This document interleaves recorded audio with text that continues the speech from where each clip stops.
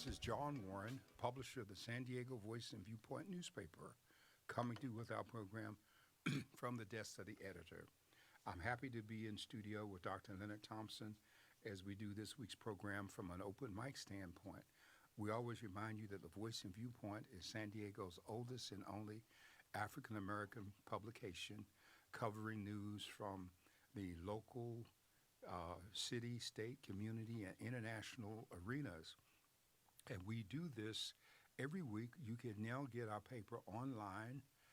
You may buy it at a number of 7-Elevens, over-the-counter, or newsstands, and we're in 89 zip codes in terms of print copy, 17 cities and unincorporated areas of San Diego County. We are an adjudicated or legal publication, which means that we run your notices, be they probate, subpoenas, fictitious business, or whatever.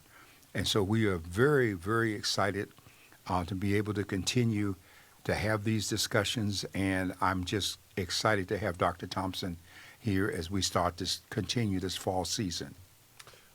Well, good evening, everyone. It is truly a pleasure to be with you on this Wednesday evening. So much is going on around the world. I almost want to say, as the world turns, we are literally finding out that the people are still young and restless. We are seeing that there are, some guiding lights out there, and then, yet we start still seeing that beyond the gates, there are still issues that are going on. So, And some are searching for tomorrow. Yes. So on this evening, we just want to just have an open mic discussion. And, Dr. Warren, I'm going to pitch it to you. We've had a lot of great conversations, but I first want to start off with, the main story that is happening around the world, and that is the murder of Brother Kirk. Well, it's unfortunate in terms of that murder, but the murder of Charlie Kirk has almost been superseded by other acts of violence since then. Mm-hmm. Today in Pennsylvania, we had 5 policemen shot, and 3 of them died. 2 are struggling for their lives. In this season of violence, we lost people in Minnesota, in the legislature. In Minnesota, we lost 2 children in church. Mm-hmm. And so the random acts of violence are continuing, and people are talking about dialing down the tone, but we're not dealing with the weapons. We have more guns in America than people. We don't want to take away the assault weapon capability. And so people want to keep doing those things. And we are in a state of flux economically. We have a president who does not seem to care about the economy or the people. It's just whatever he can get for himself. He is on his revenge kick with the people that he has put in office over a number of responsibilities, dismantling things. Health and Human Services is in such disrepair that Robert F. Kennedy Jr.'s own family is asking him to step down. Vaccines are being canceled. We have more deaths occurring in terms of measles and other outbreaks. COVID-19 boosters are no longer available to everyone. So we have some real serious issues going on. They're not being addressed. The economy is slowing way down. There's a shortage of workers because of the crackdown in terms of immigration. And even people who were legally here working, as with the case of the Hyundai Korean employees in North Carolina who came here to open a plant that the Koreans, they own Hyundai, and they were building this plant, planning to hire at least 2,000 American workers. ICE goes in, arrests 475 people with total disregard for their visas or their documents or while they're here. They lead them out in chains. South Korea has to send a plane and diplomats, and they have to fight with us to have their people released unshackled. Mm-hmm. And so all of these things are embarrassment. Meanwhile, Trump continues to take up for Putin. Putin has not only invaded Poland's airspace in violation of NATO Article 5. Trump is ignoring it, which puts all of Europe and the rest of us at risk and encourages NATO, encourages Putin to expand his reach and violate the airspace of other countries over there. So we have a real number of crises going on. And meanwhile, we have a Congress with the Republican Party holding this nation hostage. And they don't seem to listen to anyone but Donald Trump. Now, I can't figure out, has he put a hit on each of them or threatened to kill their families? Because these are supposed to be intelligent men and women. And I don't understand how they can sit back and watch the dismantling and the destruction of this nation when they have sworn an oath and have a responsibility to do something and do nothing. Yeah, and the bigger question and the big, the what they say, the elephant in the room is, why is everybody so afraid to speak up against Donald Trump? Now, we are seeing the backlash. Just today, Jimmy Kimmel's show was suspended indefinitely. Before that, the gentleman on CBS, his show was ending, saying that they don't have the budget anymore after 11 years because he then spoke up against the president. It seems like only the conservative right that is only going to line up with the MAGA population is safe from being exempt. Now, granted, we see a lot on social media, but again, there's so much that is blocking people from speaking.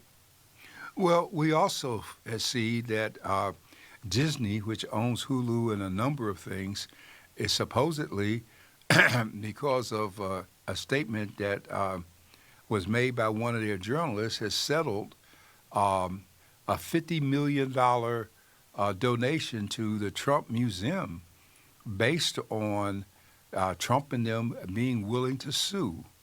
And so it's no longer about the rest of us in the country. No one's concerned about jobs. No one's concerned about the economic impact of what's taking place. Mm-hmm. It's just the whole country is all about Donald. Mm-hmm. And the question is, in the midst of that, people are rising up. They are fighting in court. They are winning in court. Those who resist are winning. We saw him back now sending troops to Chicago because the governor made it clear he ain't playing and he would hunt them down no matter how long it took. Mm-hmm. He backed off of that. But now he's sending troops to New Orleans and Memphis. And Memphis and all that. It's just, it's anything except dealing with the needs of the people. Mm-hmm. We're going to see the ripple. We had free food boxes we were giving to people. They're going to go away. Mm-hmm. A lot of medical treatment has gone away. And so it's a question of how long. Yeah. And, I think that we have to look at all that is taking place and begin to say what is going to be the action plan. So one of the things that states are doing, especially Texas, is they're basically redistricting their, writing their lines over to get more Republicans in office. California is responding, and the governor is responding with a bill, Prop 50, to redraw our lines so we can put more Democrats in. Can we start there and let's talk about this Prop 50? Are we voting yes? We voting no? What is it all about? Well, let's look at what's behind this. First of all, Trump is concerned about what's going to happen next. He cannot make himself have a third term because the Constitution doesn't allow it. So he's trying to restrict mail-in ballots, taking up postal boxes and everything because the Postal Service is still under the Constitution and we have to have it. And then they, being the Republicans in the House, there are 219 Republicans to 213 Democrats. Mm-hmm. And so Trump's idea, just like in his first term, he wanted to find 1,100 more votes. Now he wants to find 5 to 6 to 8 more Republicans districts, and so they redraw the boundaries so that they are made safe for Republicans, because the way they draw them, they eliminate the opportunity for smaller groups to win. okay? And so this is called gerrymandering. Redistricting normally takes place every 10 years because every 10 years under the Constitution there's a census. And after the census, there's a redistribution of the seats in Congress because the number of seats in the House are fixed at 435. And so that means that as population shift, like people move from the north to the south, the number of people in a district in the north will diminish, and those boundaries will have to be withdrawn. So the south, where the people have moved, might have enough people to pick up another district and add a vote. So the seats are moved around. California has 52 congressional seats. 12 of them are Republican. And so what Governor Newsom has done with Prop 50 is moved in the direction of redrawing boundaries. Let's look locally what it means. Locally, East County, we have Darrell Issa. He's a Republican. And that whole Republican East County district is safe for the good old boys. Okay, so now what's going to happen is the redistricting is going to redraw the boundaries of that district to make it possible for someone other than a Republican to win. That will take one of those seats away from the Republicans. And the Proposition 50 is going through the state where there are Republican members, rearranging those boundaries so that they are no longer in majority. And all we need to do is have people vote in November to put Proposition 50 on the ballot. Okay, it's not done yet, but that's what we're moving toward, getting Prop 50 there. And so this is the challenge that we have. Now, not only has California moved, we think that Governor Holcomb might do something similar in New York, but she's up for re-election, so she's got to tread kind of lightly in terms of what she does. And so we're looking at how do we be involved. The Democratic Party is making it difficult because they're doing what they have always done. They ignore those of us who have been their loyal base. And they refuse to do any real service to us. You know, Kamala Harris in 107 days raised $1 billion, but we didn't see any of that money basically in California, which is where she comes from. And our newspapers, all 200 across this country, it's the Democrats rarely do any business with us in an election cycle.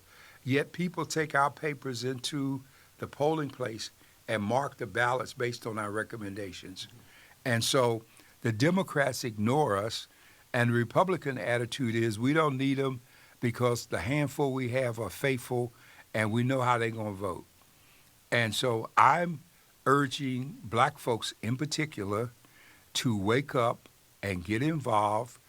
Every election is won by at least one vote. In 1964, there was a Supreme Court case by the name of Sims v. Reynolds. And Sims v. Reynolds established the principle of one man, one vote. And the concept in that case was that you cannot draw boundaries based on political election outcomes, but the boundaries have to be inclusive of all the people. That's why it's called one man, one vote. And so we are in a situation where boundaries are being drawn again, and we need to be involved. To show you how close this gets, there was a situation in Virginia a few years ago where an election came down to a tie. And you know what they did to break the tie? They put each candidate's name in a film canister, closed the canister, dropped it in a basket, shook it up, and pulled one out. That shouldn't be. There are enough of us to vote to make the difference. Now, on May 17th, 1957, Dr. King gave a speech on the Mall, and the title of this speech was, "Give Us the Ballot." And he said in that speech, if you give us the ballot, we will elect men and women, men really, but we're going to say women generically, of goodwill that can pass the laws that will get the things done that we want. That was 1957, which was before the 1965 Voting Rights Act, 64 Voting Rights Act. And so now we got the Voting Rights Act and the promises of Dr. King, and we have the opportunity to vote, and we're sitting back saying, I'm not going to participate.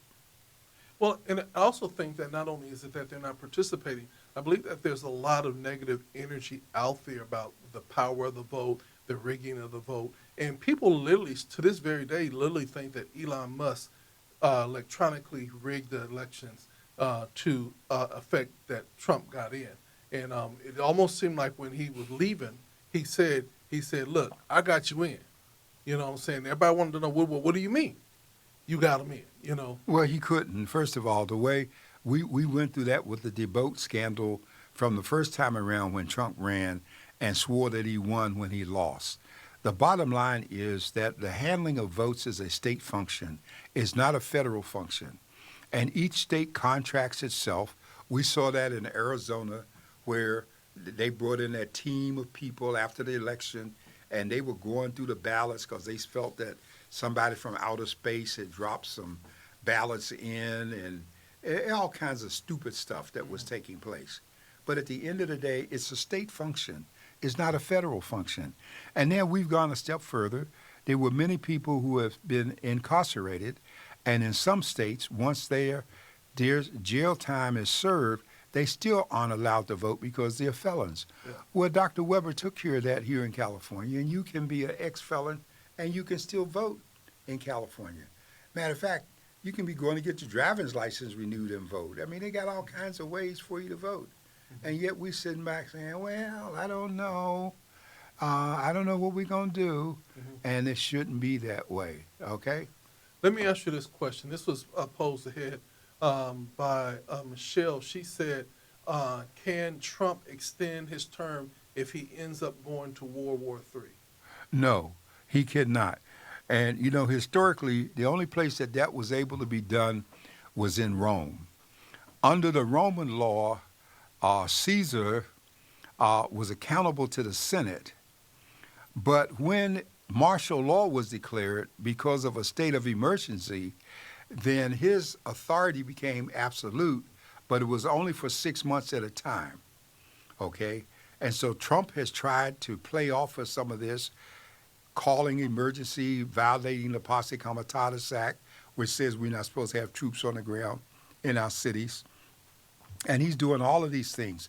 He got away with it in Washington because D.C. is not a state. And all of these other states, some of them, I don't think they have any Republican governors, but the governor of the state is really the commander-in-chief of the National Guard.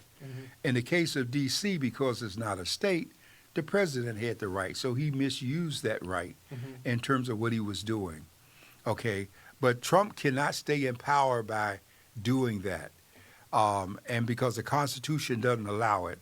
The last person to serve 3 terms was President Roosevelt, and after he did his 12 years, we amended the Constitution to limit everybody who got elected as president that they can only serve 2 terms or 8 years. Okay. And so what do you think is the game plan? Do you really think that he is going to try to get J.D. in office, or is it just appears that way? Well, you know, in many respects, J.D. is more dangerous than Trump because he's not quite as dumb as Trump. And so that makes him dangerous. I don't think we need to focus on Trump or J.D. as much as we need to focus on the House of Representatives and the Senate. We have the capacity to put people in office in place of these people who are not upholding their oath. And once we get control of the House, we could impeach Trump again. Impeachment has to start in the House and the trial takes place in the Senate. Okay, so he's been safe. He's been twice impeached, but we couldn't get any place with it because he controlled the Senate. Now he controls the House. And so Trump's only concern is control. And to the extent that he prevails, we are responsible because we don't act. Now, my editorial topic this week is in spite of and not because of. And I go back to the 1960 students sat in Woolworth, where four college students went to the dime store and sat down at the lunch counter and demanded to be served.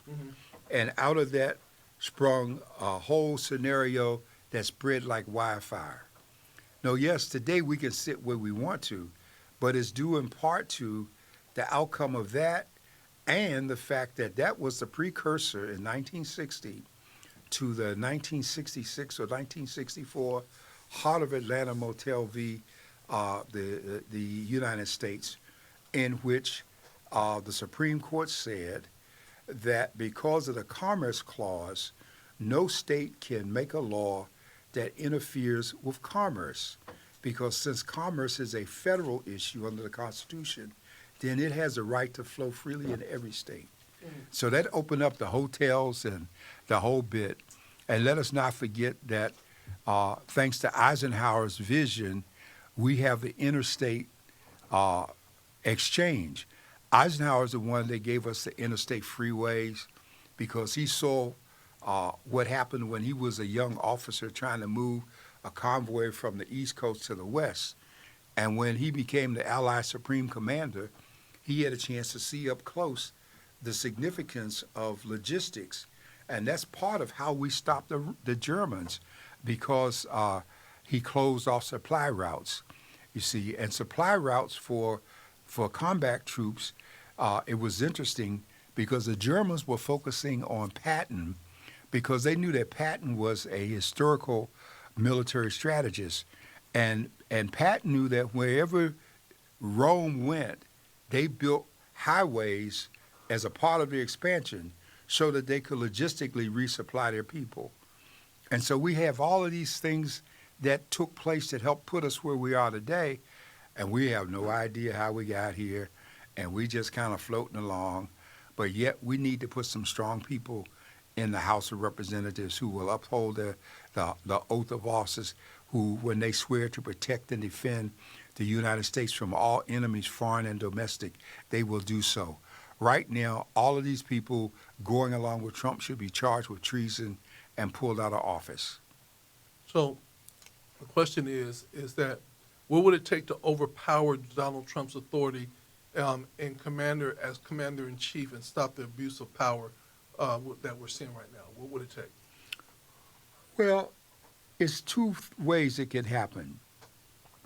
If Trump had not controlled his cabinet selection the way he did, under the 25th Amendment to the Constitution, I think it's the 25th, it would take a certain number of people of his cabinet to sign a letter that he was unfit. Mm-hmm. And that would go before Congress, and he could be set aside, the vice president. But to have J.D. Vance take over is just as bad as keeping Trump in place. Mm-hmm. And so what we need to focus on is the 2026 election, mm-hmm. putting the right people in office. And every Republican, see, on October 18th, we're going to have over 5 million, maybe 10 million people doing their second No Kings Day protest against Trump. Just think if every place that No Kings Day is taking place, that the people are registering to vote in addition to protesting. Mm-hmm. That's what I keep writing about. Mm-hmm. Let's register to vote as you protest.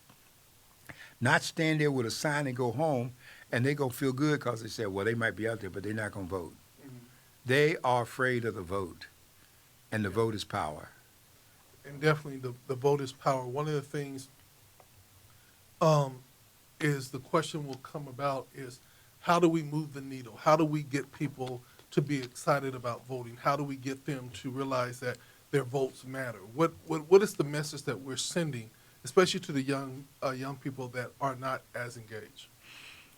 Well, you have some historical factors working against us, Dr. Thompson. Frantz Fanon, a black psychiatrist who wrote a book called The Wretched of the Earth, he made a unique observation in that book. He says that if you have, and he was Algerian, I believe, he says if you have a person's head on the ground and your foot on their head and the head is turned sideways, even though you're pressing down, they can still breathe. He says if you want to push them to action, you have to position their heads so that their nose is in the dirt and your foot is on the back of their head, and now they must either struggle to breathe or die. We no longer find ourselves struggling to breathe because even in war, we are comfortable, life goes on, everything is okay. And in San Diego in particular, the only people who really care are the families of those men who line the decks of those ships that they go out on maneuvers for 8, 10 months to protect us. Their families care, but the rest of us just gone about business. And there was a time in San Diego when a ship sailed, before you and I came along, that everybody stopped and realized that we were all connected. We don't have that anymore because we don't live so that we have a connection. And that's why my editorial, in spite of and not because of, I make the observation that during Jim Crow segregation, whatever achievements a black person made, they realized it was representative of all of us, from Jesse Owens in the Olympics, if you will, to the men who excelled in the military. You know, we've had over 100 black men receive the Medal of Honor. And that's a very significant thing when you consider that they did it under adverse circumstances in a country that still hated them, and yet they fought and they died for this country in spite of how the country felt about them. Yeah. Today we have individuals. We no longer have a collective. And we got to restore the collective, and prayer has to be a part of the collective. And when we do that, we can see change. Well, Ms. Stanford just got on and said, we're going to talk about yes on Prop 50 this evening. We have already touched bases on that in the earlier part of the show. But Dr. Warren, as we transition into my question that I had on Black Men and Women United this week, can you just give a quick update on Prop 50, yes on Prop 50? Well, it's only two things happening on Prop 50 right now. The governor signed the legislation to make it possible. Those who are opposed to it, predominantly Republicans, they started direct mail campaigns the very next day. The Democrats have yet to organize and put some money out there. They certainly are not bothering at grassroots. And that means then if they're not making dollar efforts to reach us, we're not going to vote. We're going to see it as unimportant. Yeah. And the opponents have a chance to win because the Democrats still don't take us seriously. Okay. And so it's about redrawing districts, and it's so dangerous because historically it was only done every 10 years. Now because of politics, we're moving halfway, and we could end up doing it every 2 years, if you will. We had an independent redistricting commission in California, and the governor's legislations, in effect, as I understand it, set that aside so that we could engage in this process to rearrange these districts that we need to, so that we can try to send 5 more Democrats to Congress. But truth be known, we should have been working against those 12 Republican seats all along. And every time we've had an election, we've been about everything else except putting money in those areas trying to win. Now, I'm going to show you something that is not racist, but white Republicans do. In some past elections, since California is a blue state, and there are Republicans in this state who want to help other Republicans win, you know what they did? They found states that had Republican numbers with good candidates running against Democrats. And the people here created phone banks to support the Republicans in those states to get their people out to vote. So they were helping them. We got to get our people to vote, period. There are enough of us. In California, there are more registered independents than there are Republicans. If the independents were appealed to, they could vote. And there are many people who are leaving the Democratic Party becoming independent because the Democratic Party is not doing anything. So these are some of the answers to the questions. We need to start talking and be meaningful. Yesterday, there was a Zoom meeting of the MLK Democratic Club. And it's so sad because I remember from the start of this club, it really didn't do anything.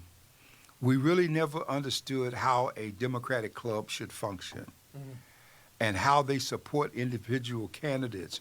And what this club has done over the years is when elections were tight, they have let outside people from the San Diego County Democratic Club come into the organization, take over their election, take over membership, and use them to validate who those people wanted in office. And that's because we won't take time to understand how things are working. Yeah, and I think that is very important that this is a time that we're going to have to read. We're not going to have to, we can't be spoon-fed. We're going to have to do our research and really, really understand what is taking place and what is at stake at this point. Here's one from Michelle Thompson. I finally heard a news anchor refer to the United States, the divided states of America. I thought they couldn't make those references like that. Well, they can make those references because of freedom of speech. And that's the next big thing that's being tested, the First Amendment, because what is being said by the Trump Department of Justice is that they're going to go after anybody who engages in hate speech. The reality is people have a constitutional right to engage in hate speech. They can say, I hate you. We have that old Supreme Court case about how far do your rights extend? Can a person holler fire in a crowded theater and get away with it because they have a right to holler? Well, the answer is no, because some justices have said your right extends as far as your nose. Your right does not extend to the point that you can interfere with the rights of others. But this Department of Justice is now going to do a hate speech campaign. So anybody that says they don't like somebody or that they want to get somebody, all of a sudden they're going to be after them.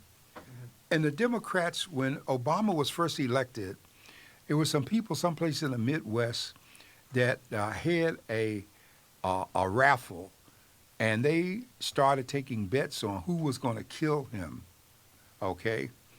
And they thought it was funny.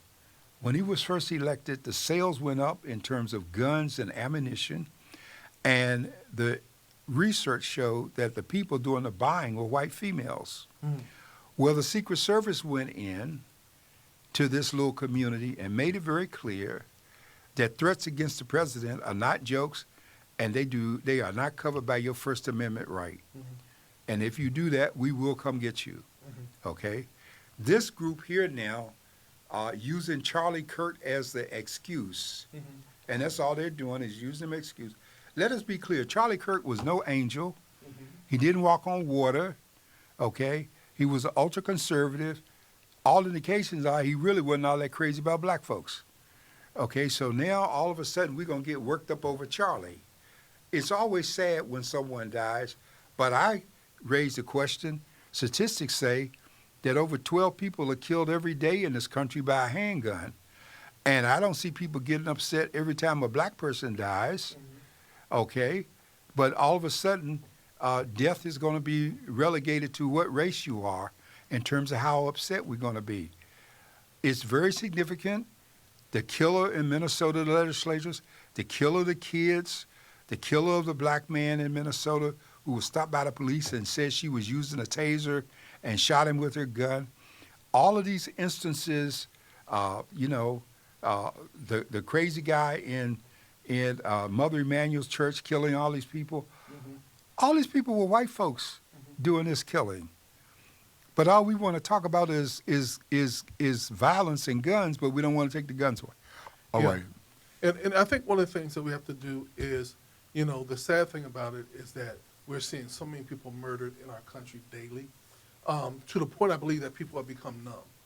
And if you look at the news, sometimes I say, don't look at the news for the first 10 minutes. Because the first 10 minutes, they're going to give you blood, guts, and gore. People done got shot. People done died. Everything else of that nature. And so by the time you get to the weather report, you're so traumatized of what you heard. You know what I'm saying? Because there is so much going on. We have to now say to ourselves, and where do we go from here? And I asked the question because I hear this, and you said it today. You said ultra-conservatism. So I want to know, is conservatism synonymous with racism? No. Because right now, that's what we're seeing. Well, but Dr. Thompson, you keep asking this question. Conservatism has become, in some places, a code word for racism. Okay, but conservatism, there's nothing wrong with conservatism. As I've said before, when I was an undergraduate student at Howard, as a political scientist, we wrote this statement on the board. A liberal is one whose interest is not at stake, and people become conservative when they have something to conserve. So all of us are conservative to some degree. Mm-hmm.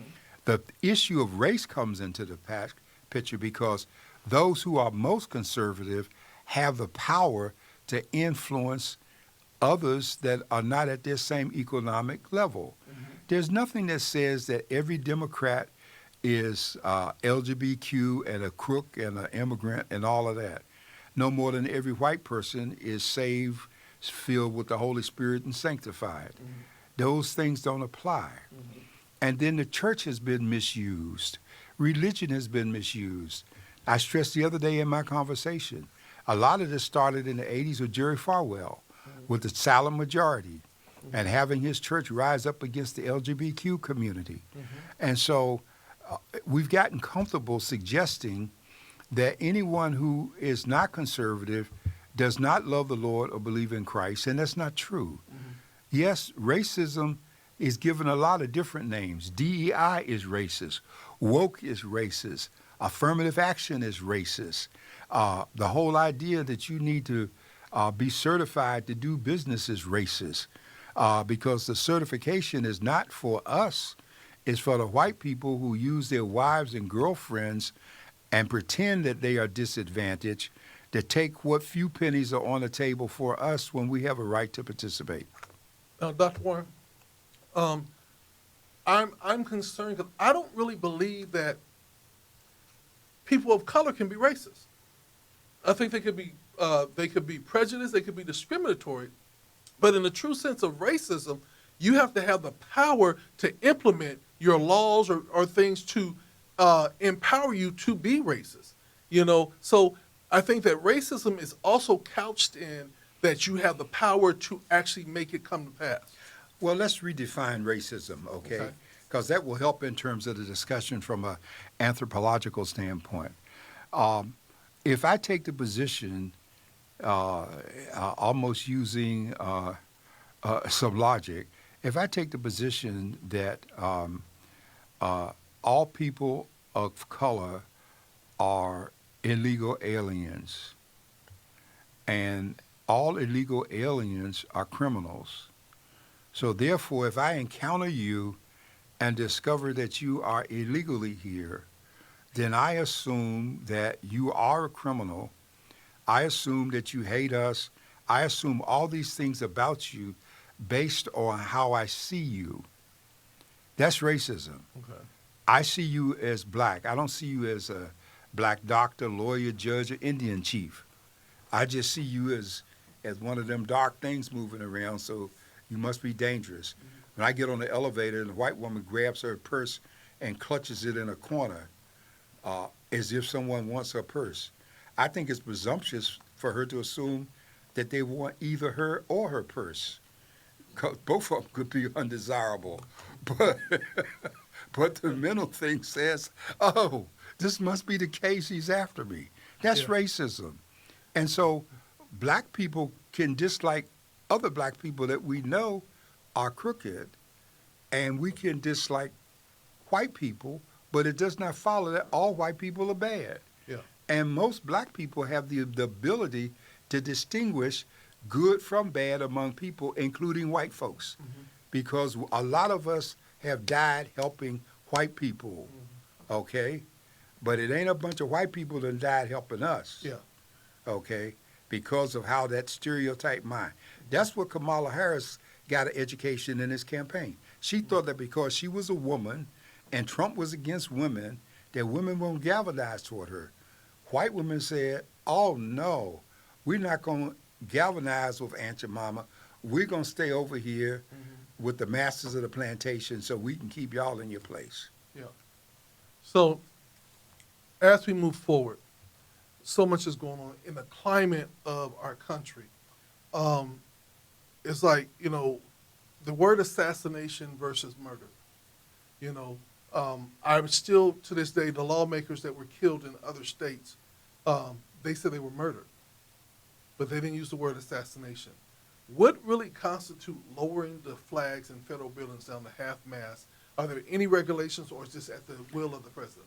Dr. Thompson, you get to be real interesting.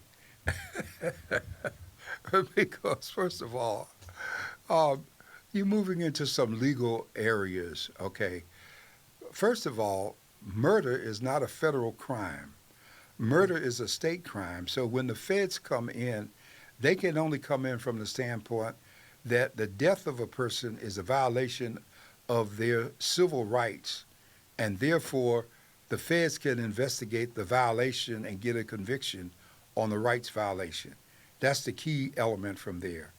Assassination is a term that has basically been used to substitute murder when the people kill hold political positions, because they're killed because of their positions. Now, that's very interesting, because the definition of murder is kind of interesting. When the courts talk about murder, they get this MOMS test, MOM test, that's used. And so they say that they have to have the motive, they have the opportunity, and they have the means. So those become some basic elements for first-degree murder. And that's what we want to attach the death penalty to in terms of those things. And so I don't think we need to get into a semantics about murder and assassination.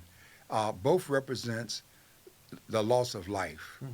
Murder, homicide is defined as the taking of the life of another human being. Manslaughter is defined as the unintentional taking of the life of another human being. And so in both cases, people are dead. And so the real issue right now is there's an element that wants to raise the temperature, and Trump has been responsible for this. When he told Proud Boys, stand down and stand aside, he got followers, especially after letting all those people pardon out of jail. He got followers that believe that if we kill folks, we do a good deed for him. And that's where the danger is and how the temperature is going up. I look at where we're at, and I think that it's a weird thing that in 2025, we're still talking about race and racism and the division of a country. My question is how long do you really think that we're going to go this route before we get to a point of no return? Well, the sociologists always refer to a pendulum that swings. And the pendulum has always moved so far, and then it comes back. That's why Dr. King talked about the moral arch, bends, and it slowly bends, okay? But it bends. All I have to do is look at my Bible and go to Ecclesiastes 3. 1, unto everything there's a time and a season. And so we are in a season of Trump. We've been in a season of prohibition. We've been in a season of Jim Crow. We've been in a season, as Nina Simone said, of strange fruit hanging, in terms of people feeling at ease, lynching us, hanging us, thinking that it's okay to do so. These are seasons. But as much as we don't want to mention it, one of my favorite people to remind folks of is Thomas Jefferson. And Thomas Jefferson said, eternal vigilance is the price of freedom. And we are no longer being vigilant. Marcus Garvey referred to us as a sleeping giant. We just taking a nap. We on recess while everybody else is up planning. We saw that with Project 2025. Yeah. And the Democrats, if they had any sense, they would be engaged in a counter 2025 now in preparing for 2026. Yeah. But they don't seem to have the ability or the stick-to-itness or the collective unity to do so. So they will argue on the Titanic over which row they're going to sit in when everybody up front sees the iceberg. One of the things as we begin to wind down and begin to look at it, Feds today lowered interest rates. How much is that, do you think, is real, or was Trump pushed? I think it was a terrible mistake. I think that, see, again, we don't read. There was a reason we established the Federal Reserve Board as an independent entity. And why Jerome Powell caved, I don't know if that new guy that Trump stuck on the board and that lady stepping down, I believe he probably forced the lady to step down to create the vacancy. I'm glad that Sister Cook is still there and she's not giving in, but she can't do it all along. And you know, the Federal Reserve, we had a member of our community who served as a vice chair of the Federal Reserve Board for a season. That was William Jones. Most people don't know that he was a member of the Federal Reserve Board on the Western region for some time. The credibility of the United States in terms of our monetary posture is going down the toilet. Everything about that lowering of interest rates does not coincide with why the rates were up and what we've been trying to do. And so Trump got his way on that, as he seems to get on everything. But I want to tell you a couple of things.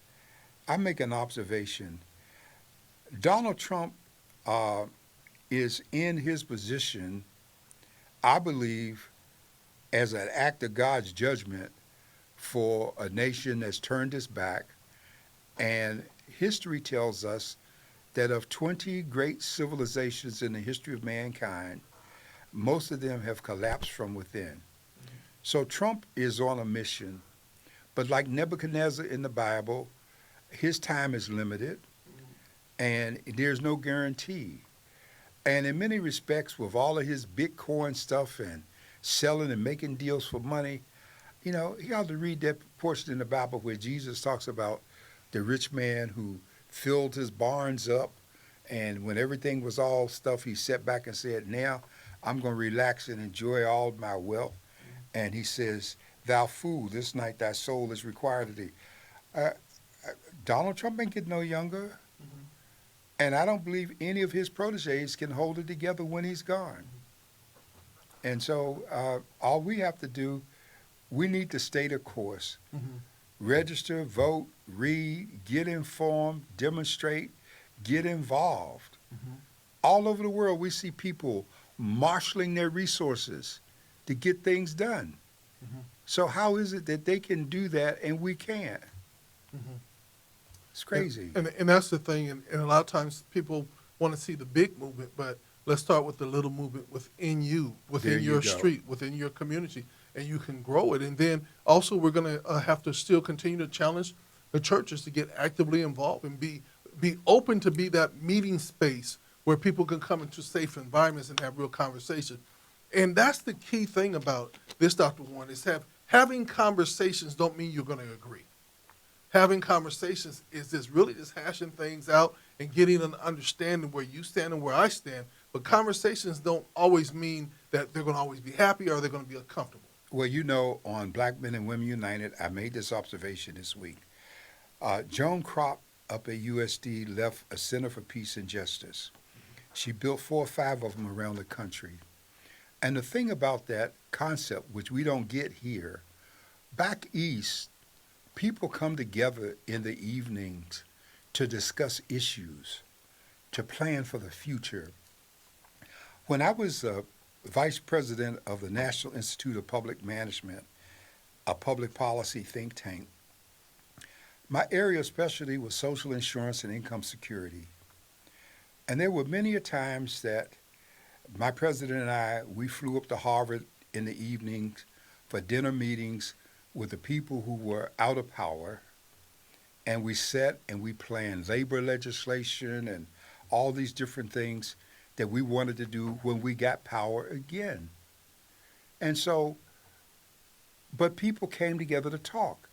I shared the other day that they also had a thing back east called the gatherings, and where people came together and they just sat around and they talked.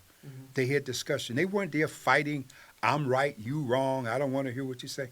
They understood the exchange of ideas in the marketplace was a key element to growth and development. We don't do any of that. We only want to come together when we want to argue about something. We want to spend 15 minutes at it, and we don't give a damn what anybody else thinks or says. And that's a part of our problem. We can never be a collective again if we can't talk. We can never pray if we can't talk. We can't do these things that need to be done. So I think your mission and mine, and it starts with the pastors, because just because a person is a pastor doesn't mean he's a listener, okay? A whole lot of them just listening to themselves, and if God gets a word in, it's an accident. We need to be so that we can look at the good of the whole, and we can bring people together so that they want to hear and discuss, and then we got something to work with. Yeah, and I think it's really, really, really important that we begin to go back to having those type of conversations where we are just having general conversation and really asking questions. And like this last Black Men and Women United, it wasn't that I was coming with the answer. I just want to hear a question being answered from the different perspectives, because every time you talk, everybody's not going to see eye to eye, but you can see the different perspectives. And sometimes it comes from the era that they grew up in. Sometimes it's about their experience. And sometimes it's about their inexperience. Because again, Donald Trump, and I have to give him credit. He said America is made everything. And he said, and I thought it was so powerful. He said, yes, America's made everything. We just did it all. You know what I'm saying? We made the light bulb.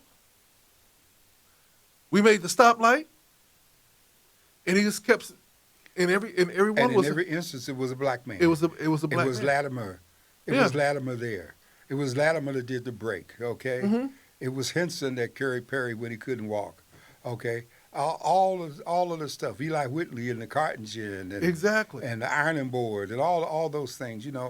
I want to. LaTanya West makes an observation for us here when she says, "Stay the course and remember that social media is a snapshot of a moment, not reality."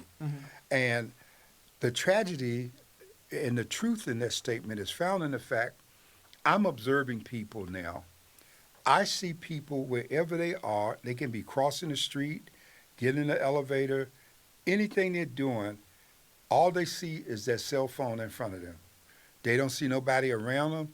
If you put them in a social place where there's somebody else, they're uncomfortable. Immediately they pull out their cell phone. Everybody's walking around looking at a phone and not looking at where they are, who they are near, not making friends. Man is created as a social interacting being. So when you cut that off and you start cutting off your connection to humanity, then you start reinforcing the stage for the madness that we see. But, hey, you can't make people, so. Well, and that's one of the things that we have to always think about is sometimes we have to be not sometimes, but all the time, we have to be very intentional because phones can be very addicting. Because you could get on there and literally it's almost entertaining. It's not reality, but you'll sit up there and you might, I'm just going to go check my email. And after you check your email, the email and the algorithms will say, oh, well, he looked at his bank statement the other day. So now when I go look at my email, all on the side, they're advertising different bank things. You know what I'm saying? If I go to Amazon and look up printers for the next week or so, all I'm going to see is printers. And they keep engaging you based on the algorithms. And so it's kind of like Big Brother, Yeah, but you have the ability to retire that stuff. It's tragedy that some families have to have a bucket when they get ready to have dinner. They got to make everybody put their phone in the bucket so they can eat. That's ridiculous. Whatever happened to development of independent thought and understanding and the ability to function? I can't remember this guy's name that wrote a book about 40 years ago about people calling us a nation of sheep. Everybody's just following whatever is going on. And it's my contention if you're not a follower, you got a chance for greatness. Mm-hmm. And so we want to lead people back to that greatness. That's my mission in my last days, to share people what they need to think about and look at. You know, the archives in Washington, D.C., my office is set across the street with a window facing it. And on the back side of the archives, these words were printed in bold letters, "The past is prologue." And you got to know something about where you've been to understand where you can go and what you're doing. Okay. You know, we don't. If we understood the fights that we had in this state to get democracy, to get the vote, if we understood how back in 1950 there was a black man named Gus Hawkins during Unruh's time who looked like he was white because he was from Shreveport, but he was black. And he had been in the assembly long enough to become speaker. And what the white folks did was, we ain't ready for a black speaker yet, so they created the Watch District and sent him to Congress. And we saw what happened when they let Willie Brown become speaker.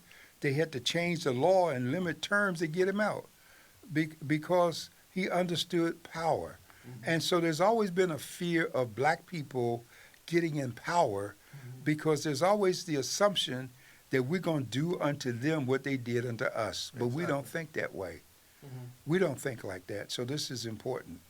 With the last few minutes that we have, Dr. Warren, can you give us an update on the San Diego Voice and Viewpoint? I know a lot of big things are happening. Thank you for putting together, and your team putting together the community calendar, which is being very useful, and very excited about the transitions and things that are taking place. But I know other big things are coming your way.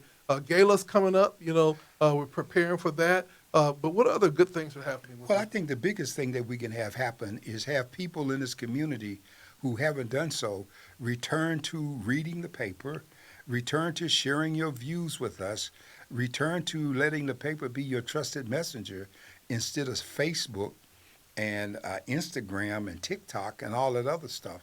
And I'm not saying as a young person that you can't follow social media, but you should not follow social media to the exclusion of your roots and your history and your obligation. By virtue of your blackness, you have an obligation to the people who came before you that made it possible for you to have what you have today. You're not just here because you are a free agent and you so smart and pretty that you can just make anything happen and so to hell with everybody else. You got obligations. And I want to see people step up like our generation did 50 years ago when we turned this place upside down, brought civil rights, justice, and equality and all those things. And we died, some of us died for it, but we died because, as the last poets used to say, it's our right to die for a cause, but not just because. And we weren't dying just because, we were dying for a cause. And if you haven't found something you die for, then you don't really know what to live for.